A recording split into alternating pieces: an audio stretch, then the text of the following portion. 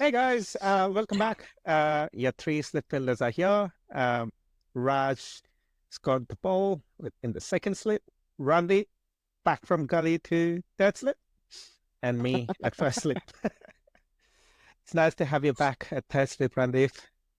Yeah. Good to be back. Better not be slipping up, sir. Better not be slipping up. But I got 3 points. Yes. Yeah. Yes, saved myself. Possible upgrade to slip number 2. Oh, competition. Cool. All right. So today's agenda, we haven't spoken about games in about a week, and can't believe there's so much cricket going on that we've stockpiled quite a few series. Yeah. So let's get going. First off with the concluded Test series between England and West Indies.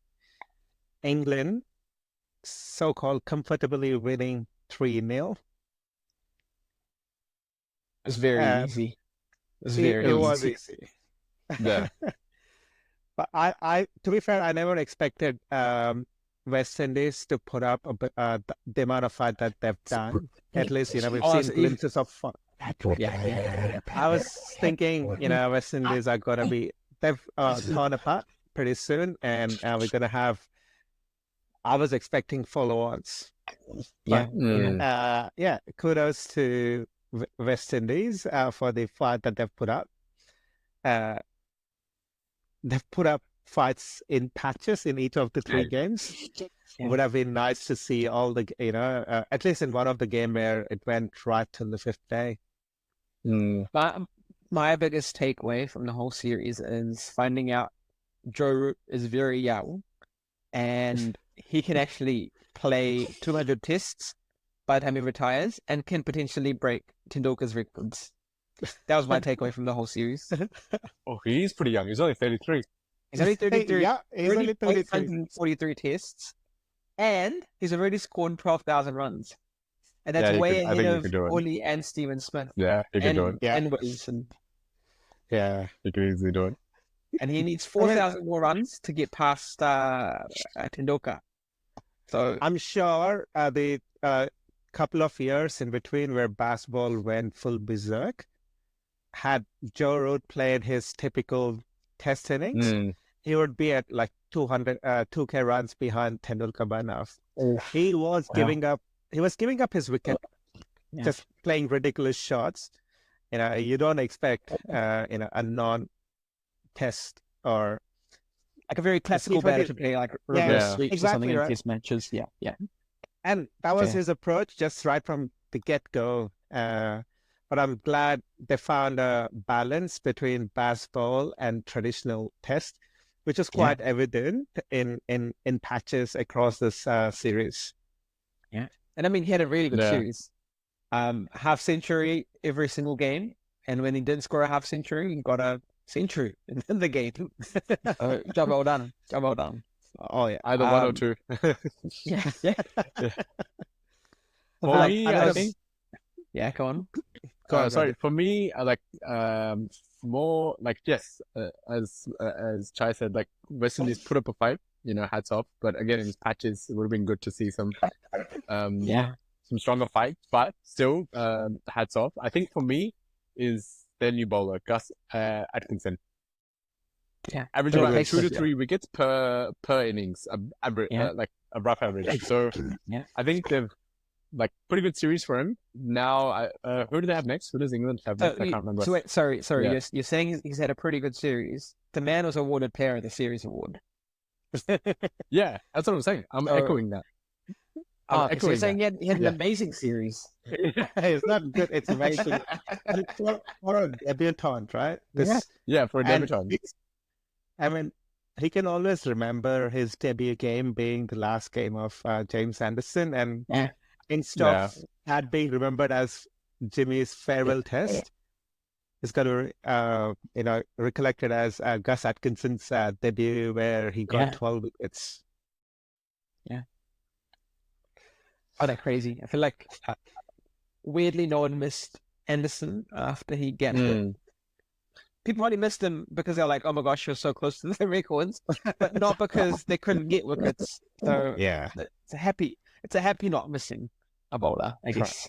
I think, again, kudos to the English cricket, the way they managed the young talent. And it's not always, it's always hard to fill in such great shoes. And they've done without any impact to their strategy or winning record. Yeah. The other crazy part for me was in the last game, the first innings for England. It's the lower order lower to middle order that got them the runs. But if they just got through them, they had such a good chance of winning that game. Yeah, again, a classic traditional test innings from Joe Root to rescue, mixed with baseball by Ben Stokes on the other end. Sort of rescued the ship from about 5 down under 100 to they got 100 partnership, and then Jamie Smith and Chris Wokes. Oh my God, more basketball, right? Some more pure basketball going on down the order. Yeah. But McCullum has been a coach for a while, and at the start it was all about McCullum, and these days they barely talk about McCullum. Yeah, it's back. The focus is back on the English squad because now basketball has become part of their day-to-day active DNA. I feel like no one else is sort of mentioning basketball as much. I mean, it's just like chipmunks like us who one and love to bring up basketball. But I think within their circuit, they don't really talk about basketball as much anymore. I think it's just the English cricket and English commentators that don't talk about it. The moment when English cricket was in India, everyone's like, hey, this is probably not suitable for basketball. So there was constant discussions around what happened to basketball, where did it all disappear? So it's always whenever it's an English game, right? It's just whenever they play anyone, commentators like basketball, or anyone, even like news articles and stuff will just say basketball. Or other games, it's just like, oh, he played aggressive. He just played like T20. That's it.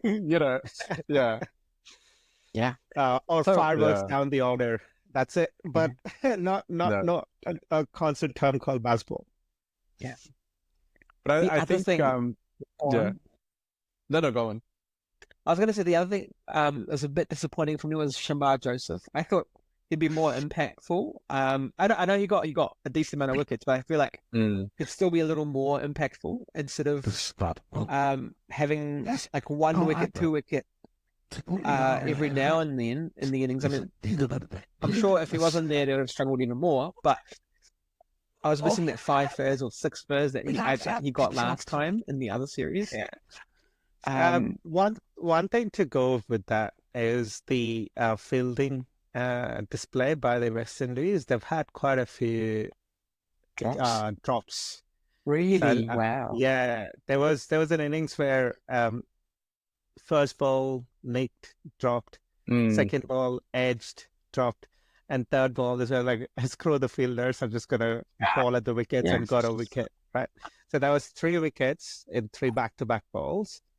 That he could produce. But he's shown a lot of talent, but I think he just did not have enough backing from the rest of the squad. Yeah, and I guess keep going. Hopefully, get better catches. I guess like I said at the start, never expected West Indies to put up this amount of fight that they've put up. And it has come in patches across the 3 games. So none of the games were essentially a one-way affair right from the first innings. So there was enough battle. It would have been nice if that was a constant theme across each of the game, rather than either in the first innings or a bit of go in the middle of innings, etc. But the lesson learned from this series should, hopefully it doesn't get worse and, they just improve from here because they've got a very difficult test series coming up, which is against South Africa. So in South Africa or in West Indies? No, in Indies, West Indies, West Indies. So, I would say home ground advantage, but obviously South Africa's test team is, top tier, right? So it's like pretty much them playing England again. But I'm hoping that the lessons learned For That's South like, Africa, go ahead, Raj. there you go. Now, I was going to say, South Africa and West Indies, the pitches are going to be pretty much similar to what South Africa plays back on. So it Yeah. won't be a surprise for South Africa. No way. Come on, West Indies will turn a bit more than South Africa.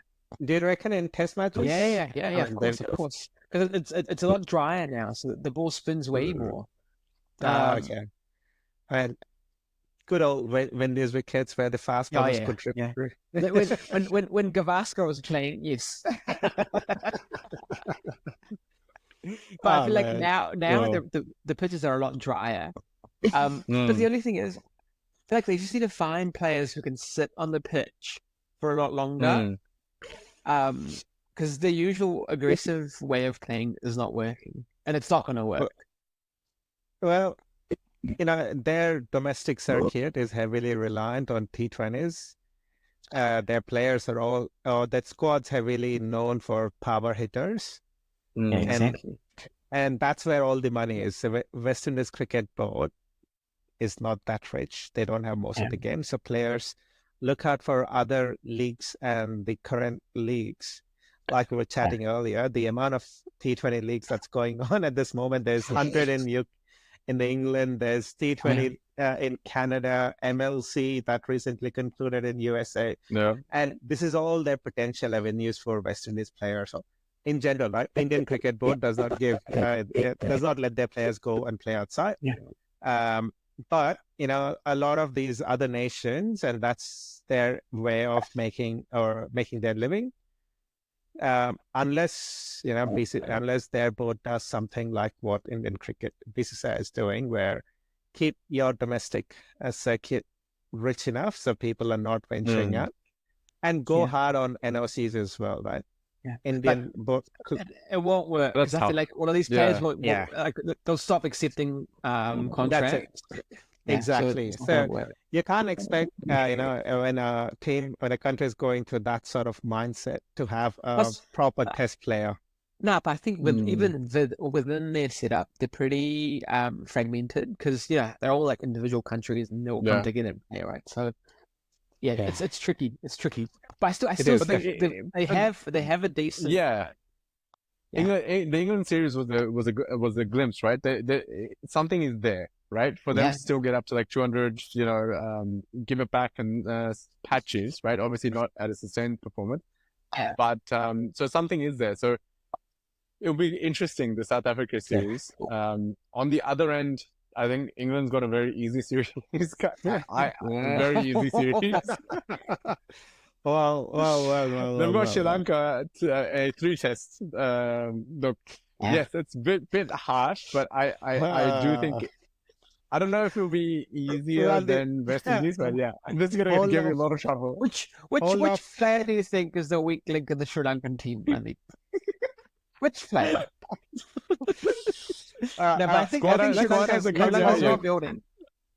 Let's hold up Sri Lanka conversations till a little later when we're going to talk in depth about the ongoing series. Quick thought on the table, the WTC table. England won a 3 match series with all wins, and they're still at number 6. And they've played the highest amount of games so far too. We can safely say it was an easy game. It wasn't like but there's still nowhere near the top though. Like they're gonna need a lot of teams to actually lose a lot in order for them to come up now. And they've played 13. That's on the Sri Lanka game, right? That's the Sri Lanka game. Actually, Sri Lanka's above them right now. Yeah, no. I just saw. I sent one of these posts to the two of you on potential upcoming India-Pakistan games that we have on the venue, and whoever created the post, I don't know what they were smoking, but they did put up WTC final, India versus Pakistan TVC, and I'm like, dude, if they can dream of that, I'm gonna say England can dream of making it to the top 2. Isn't that crazy? So Pakistan has played 5 games so far, right? And they've lost 2. They've lost 3 and won 2. England has won 6 and lost 6, and yet they're under Pakistan. Like, whatever the way the maths for these tables were, it was just out of whack. Oh my God. Yeah. I think there's no control on the number of games each of these teams play, and It's the teams percentage. and the birds have gone quite strategic on how to maneuver and muck around. Sorry, by boards you mean BCCI. Hey, no, we're good. We're good. We need BCCI to sponsor us. We're good. We're good. That's true. Come on. Go, go, go. So, Let's move along. Enough of Yeah. bashing on the test. Let's bash a bit on or talk a bit around T20s. Starting off with the recently concluded Asia Cup women's finals between India and Sri Lanka. This time last week when we were recording, we were doing a live reporting update on, hey, India are 100 up in 14 overs, and we were all feeling pretty confident. But has been an amazing game.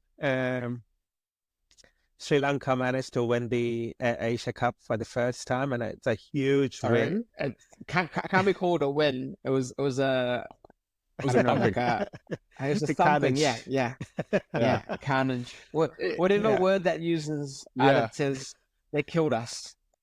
Yeah. It was. I mean, we were all chatting along in the background while we were following the game. Is it a time to give up? I'm like, nah, let's keep our hopes up. But I think nowhere in the entire chase did India had a chance, or they were, nowhere Sri Lanka let the ball drop the ball. They were constantly dominating the chase, and then eventually went on to win big, win massive. I guess outplayed in all facets, really, right? Correct. Yeah. That's been Sri Lanka's. If you see just even the scoreboard, right? Even if they don't see every game, that's been their scoreboard. They haven't lost probably on an average 1 or 2 wickets per game, right? So they kept really good partnerships.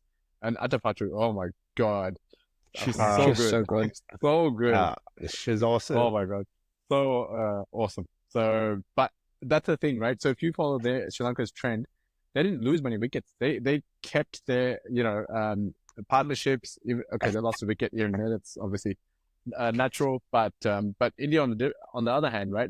And they had convincing wins. Sri Lanka's had convincing wins. Yeah. And hats off. I kind of feel like our players got a bit overconfident the way they were going about it. And the other thing, I feel it was so bad. Yeah, it was bad. Not just catching. The ground fielding was terrible.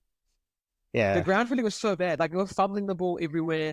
The ball would come to them, and the captain was the ball was going through her. It was just like, what are you doing? And even I felt we I don't know as we're just learning the team as well. But there were so many slow bowlers being bowled constantly. The number of fast bowlers were, everyone were backed. Everyone were getting back left, right, center. If you look at the score, every batter that basically hung around had a strike rate of over 140. And all bowlers were pelted above 7 constantly. So there was, like I said, no point in time where Sri Lanka gave an opinion that they were running behind on that chase. Yeah. No. And this is, first time that they've won a major tournament, and that too on a home soil. So it reminded me of that 2011 World Cup, which Indian men team won in India. And the emotions, the raw emotions from the Sri Lankan players was so nice to watch. Yeah. That's really good. I think they should do what Indian team did. Again, probably not as big as the World Cup, but just at least get a bus around through CBD for Asia Cup for the females. But there was no chance. While watching that game, India defend, you were just like, after Vishmi's wicket, they're like, okay, there's no chance. There was just no chance. And as Raj said, the fielding wasn't great, right? Either they got too confident, or they knew they'd won 5 times and this is going to be it's a known walk in the field, park. but they underestimated Sri Lanka. Do you know what? If they took the catches, this game would have been way closer. Because I don't think the score 165 was like it was par. Like, I think it's a decent score. Yeah, exactly. It Like, was a decent big enough score. to It be was- defended, but they made it Yeah. look like we're 20 runs short. Exactly. And it was essentially it all comes down to how many runs you save with your fielding. Because, as a batsman, you score runs. As a bowler, you take wickets. As a fielder, you defend, you stop the boundaries, catch the ball. They were simple, right? There were key moments where key players were dropped, and that makes a Like huge the captain impact. was dropped. The captain was dropped. Exactly. Oh, well. But we've always seen that trend, Chai, right? Yeah. Like, either 1 or 2 drops and that person goes on to make 50s, 100s, which changes the game. So that rule doesn't change. It's that's the rule in cricket, right? So Catches win matches, and absolutely. that's it. Yeah. I just felt like I still think Harmanpreet's a good fielder. Like her ground fielding is so bad. Yeah, she's a good captain and a good batsman. But probably again, it's she has to work on it, or maybe position herself in areas that may not be one of those key fielding areas. But all in all, a great series. Had its own highs and lows, but congratulations to the Sri Lankan women's team The for winning Lankan the gals. maiden Asia Cup. I hope to see a lot more coming, especially with the T20 World Cup just around the corner for women. And big, like more spectators, because while watching that game, it was full on. Everyone was standing. Everyone was screaming. Everyone was. The finals, oh my god, it was crazy. The roped finals, in the maximum number of audience for the entire series. That's how it should be. Yeah. That's Well, no, but hats off, really good. Clearly shows that. Yeah. Clearly shows the cricket's developing in the nation. Women's cricket is growing, which is really nice to see. Yeah. Cool. Oh, that's awesome. Moving on, again, staying in the same T20 world. Essentially, the same day the Indian girls lost the Asia Cup, we kicked off the T20 tournament series in Sri Lanka. 3 T20s under Sky's captaincy, and what a game! First two games, we should probably split the conversation into first 2 games and focus separately on the third T20, right? Yeah. First 2 were. We've already reviewed the first 2 games already, right? Yeah, we've done the first 2 ones. Yeah. So first, callback, please. Go and watch our previous episode for the first 2 game review. Yes. But the third game, oh my god, meme fest, meme fest for sure.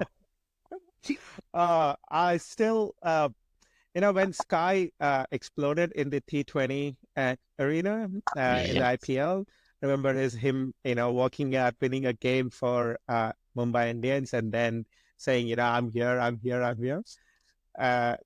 And then followed by this game where he gets, 1 wicket and he calms everyone like, I know, I've seen these games, just calm down. But what a captaincy masterstroke. Right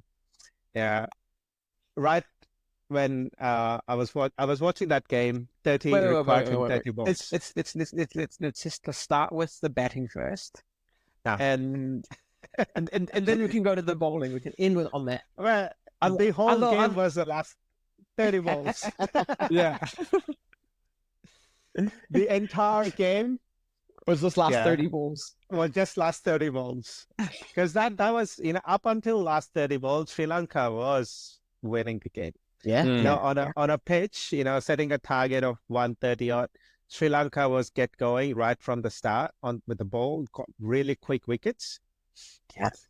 Our good old Washington Sundar stuck. We've been banking on this man for 2 series in a row, and he hasn't disappointed us. He hasn't. And he's back. He's definitely back. He is back.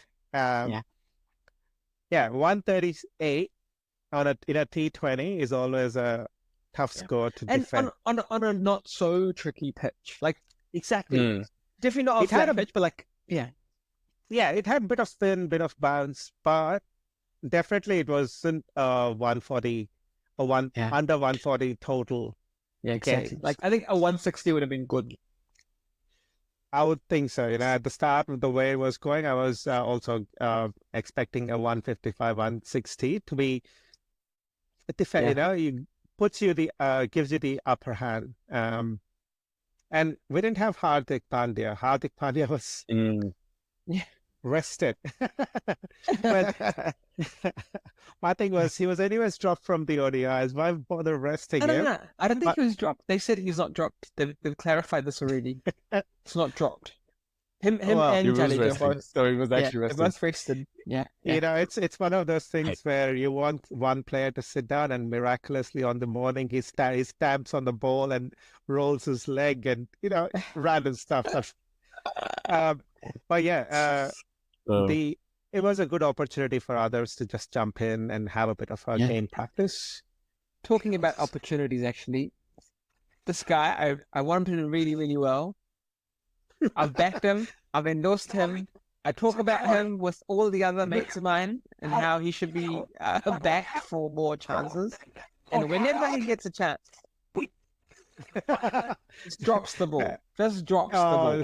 Mr. Sanjay Samson. And then, yeah, exactly. And then every like couple months when they drop him, and then I bring it up like, oh man, Sanju Samson got again. And they're like, oh yeah, why didn't they give him regular chances? Well, they can't give someone regular chances. Whenever he gets a chance, he gets a duck. Yeah. To me, I guess at this point, probably we should all accept, and he should also accept that he is more an IPL star. Wow. And he's so good. Oh, wow. He's so good. See, you say he's so good. Show us. Yeah. That's essentially, that is the point, right? He's pretty good. I'm not writing him off completely. He's still a really good player, really good captain. He knows how to maneuver. Rajasthan Royals are never those, a team which does not buy in flashy, fancy players, but they still maneuver, whatever talent that they have. And this man leads the team, and they've done decent, right?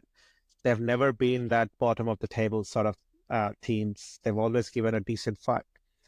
But I feel, and this is, after all of us backing him for quite some time, I have to say this. I guess he's an IPL star. I guess that's probably where.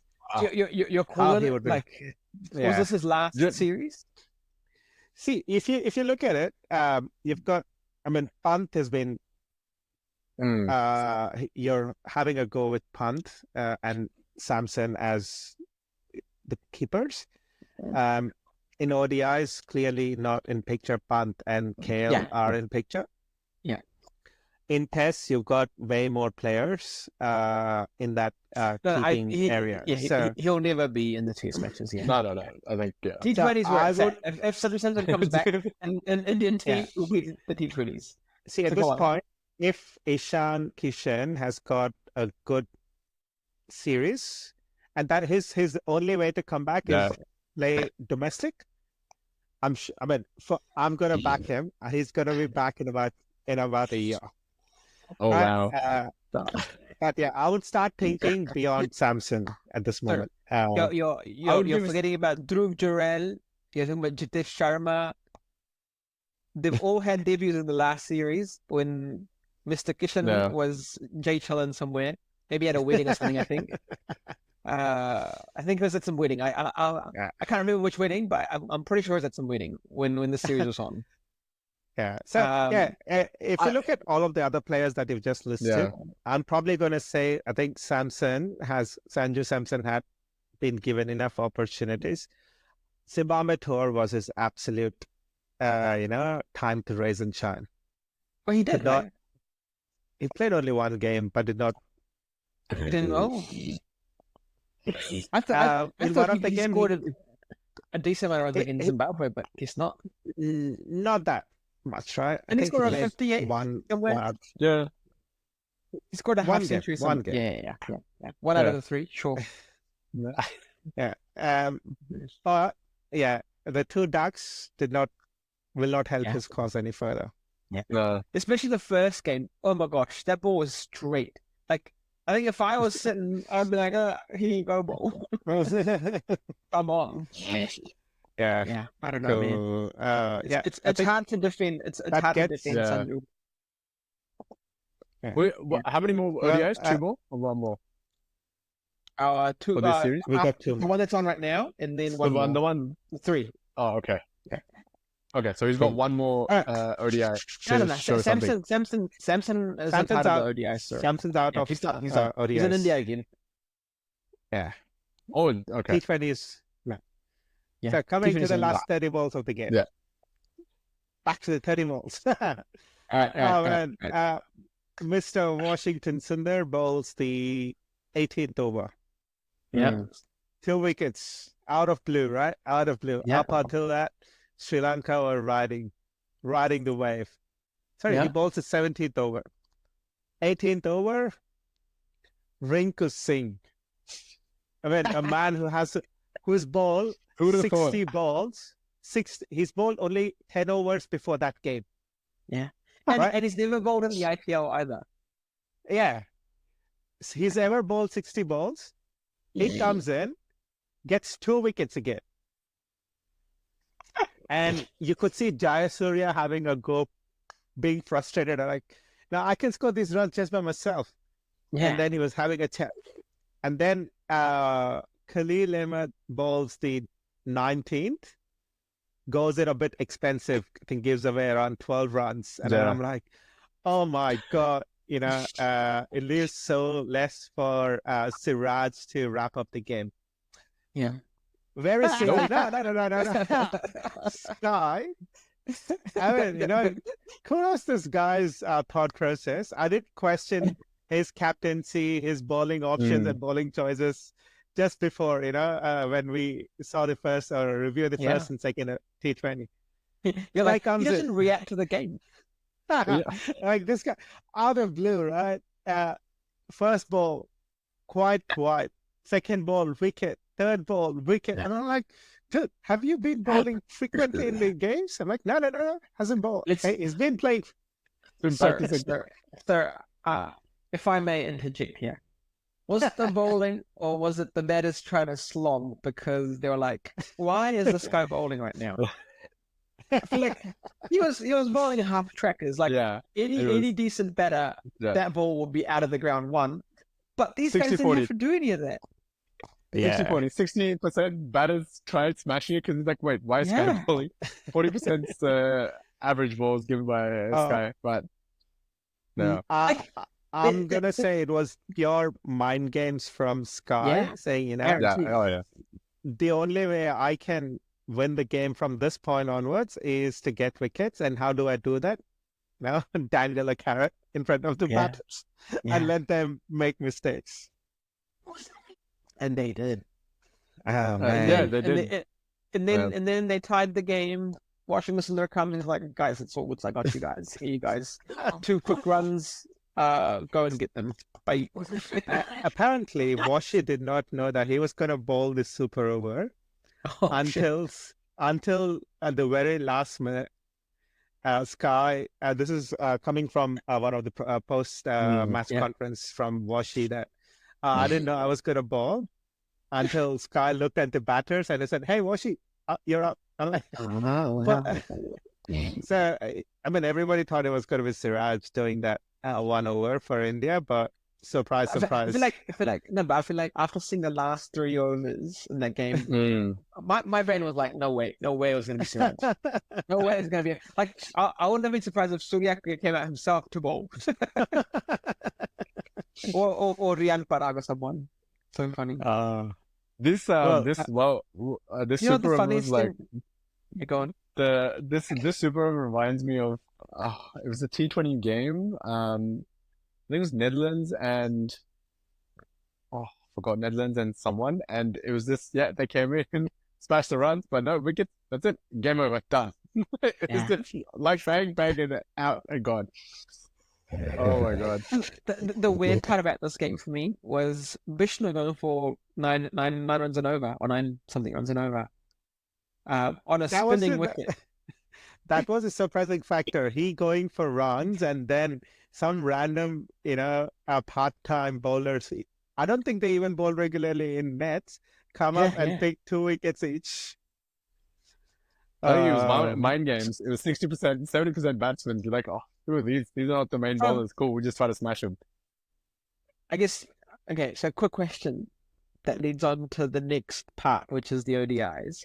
Do you think Surya Kumar's thinking of bowling these part-time bowlers inspired Rohit to bowl Shubman Gill? 100%, 100%. Oh man, I think going into now, we are now into the one days. Started off pretty well, with barely, strangled the runs. It's going at a pretty good pace. Out of blue, when Shubman comes into ball, and I'm like, Rohit, you're much better than this. You're much better than this. Sky should learn from you, but don't pick him up. But I think that was the shift in momentum that Sri Lanka inflation, needed. Point of inflation, Sri Lanka got about 12 runs in that Gill's over. 14.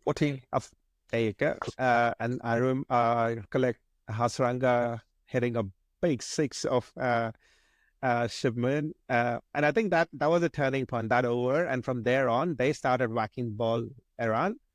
At the start, or even halfway through, I was expecting, 170, 180, or sub 200 total. And 210, 220 was a par total on that pitch. But they somehow managed over 230, which is again, this is part of an implosion that Indian bowlers had.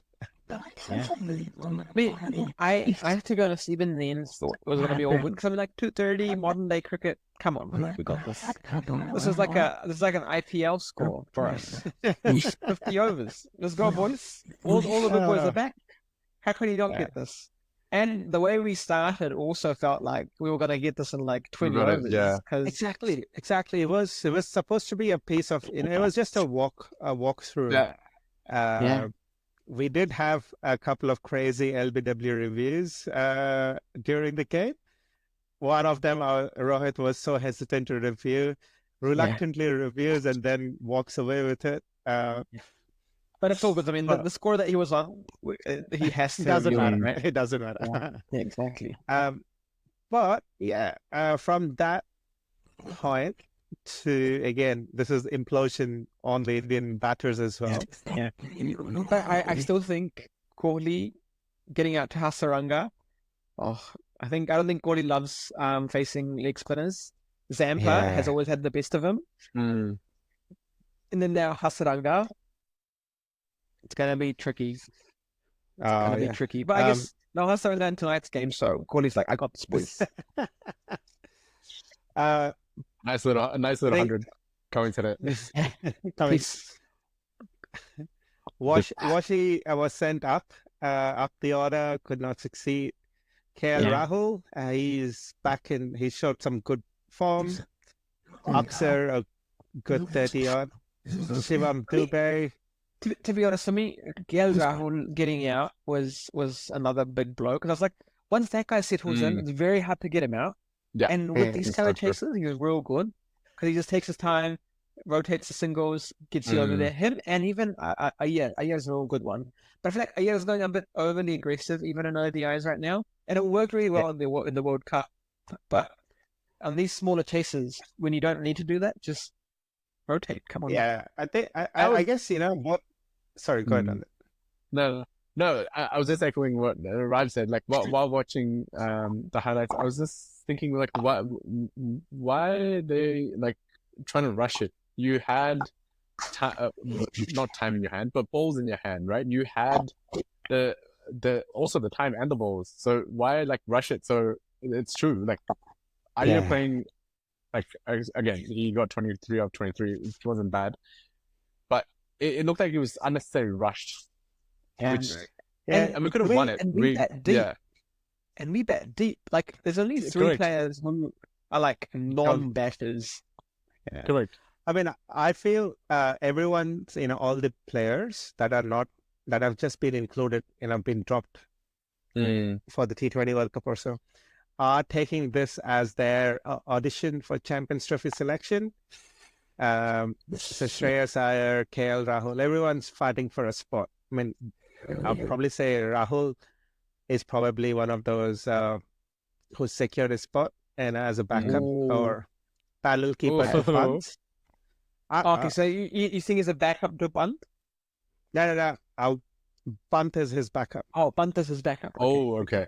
Yeah. So but I guess all of these players were dropped or rested for a while. Now that they're back, they all want to show off that, hey, I am in form, I'm in shape, and probably that's what drove all of them to go hitting hard. Because Shreyas did the same, KL was doing the same. But is that really the best strategy, right? Like, is that really the best strategy? I get, you want to show off. I get that, but like, depending on where the game's at, if you use more of, a bit more smarts, you take it easier, and you could have, like, India could have won this, right? They could have, won it if they didn't rush. Despite them falling, right? India still could have won if Mr. Arsh stayed saying. That's so true. That is so it's like true. single. It's just needed a single, right? No, right. I just want to hit a six. I want that 2011 moment. Oh man, God. Yeah. After Arshdeep getting trying to hit a six and getting out, I could only imagine the conversation between him and Gambhir.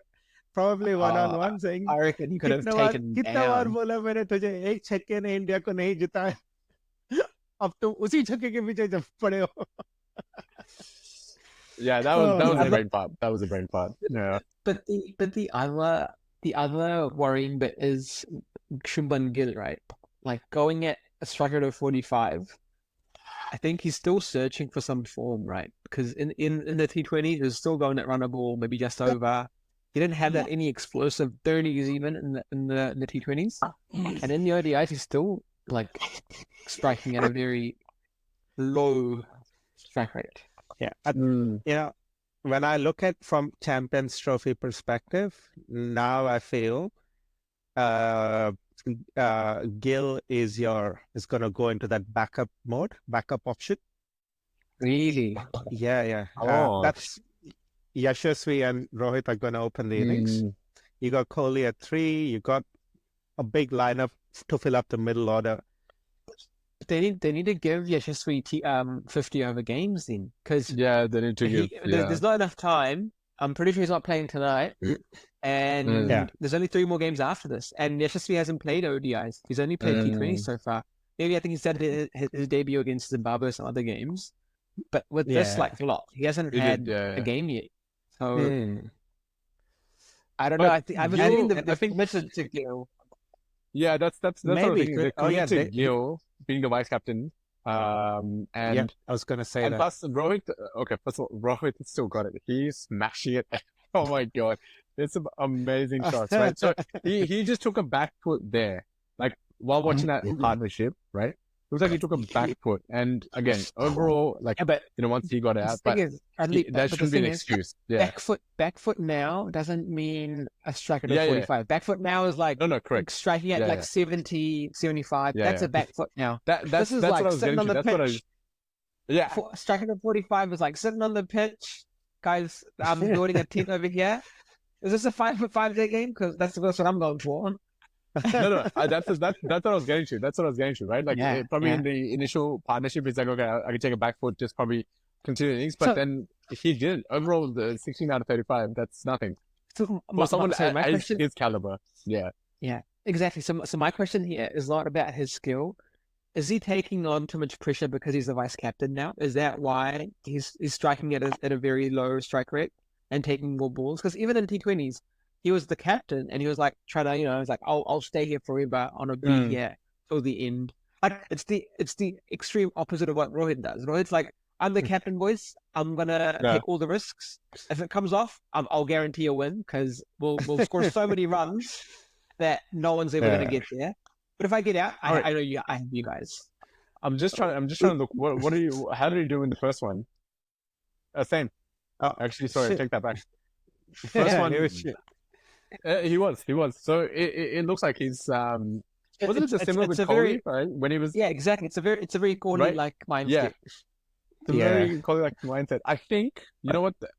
Just to try it out, right? Just to try it out, give vice captaincy for the third game to someone else, right? Just tell Gil, look, this is not that it's going to happen, but again, just try the theory. Valley cricket bowl.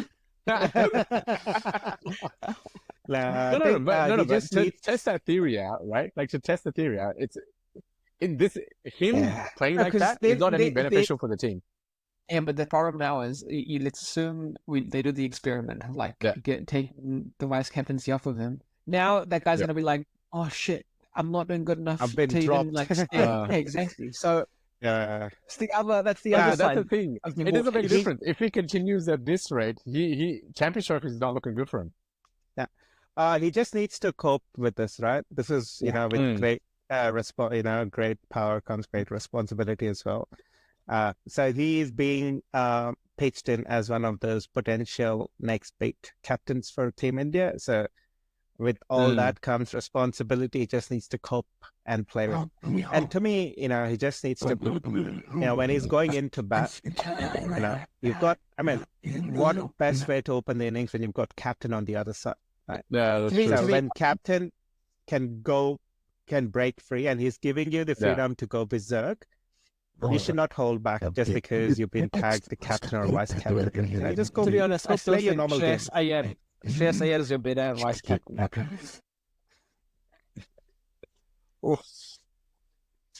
Controversial. Well, if only he could play the short ball. Well, if only he could play the short ball, plus if he can also play the domestic cricket good teams. Yeah.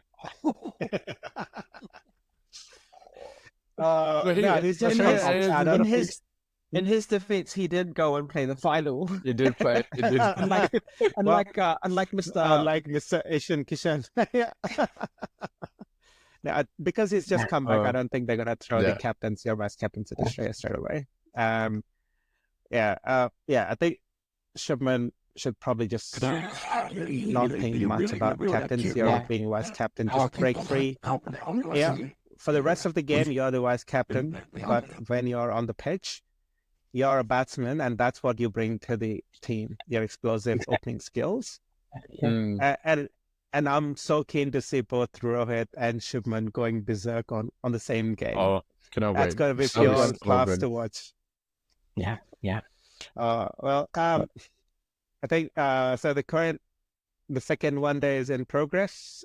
Sri Lanka have lost 4 wickets at 122, almost at 30 over mark. So I think we're gonna have a very one similar more game. Score, right?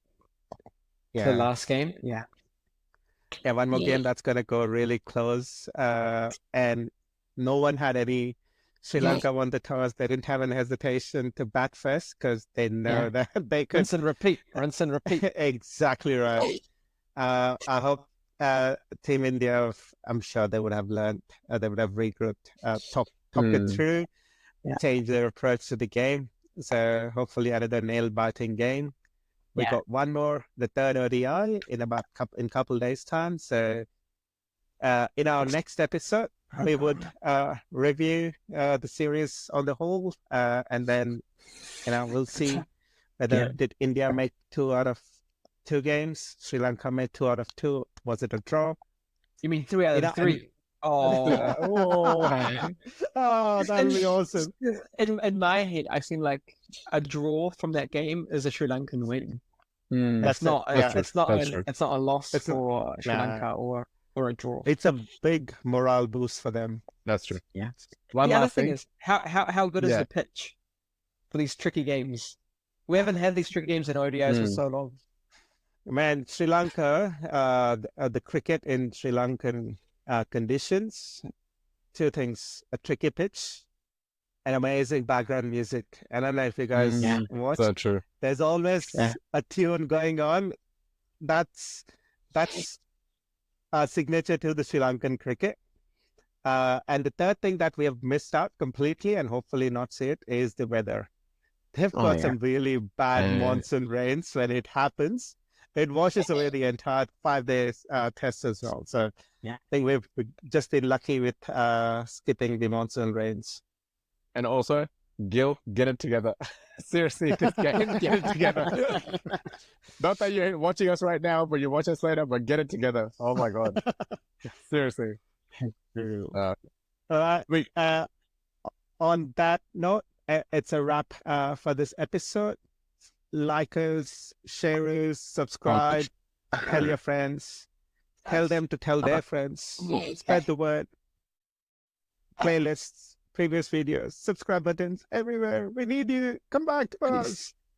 Please. Thanks, folks, for tuning in. Thanks, guys. See you all in the next episode. Bye. Laters. Bye. Bye.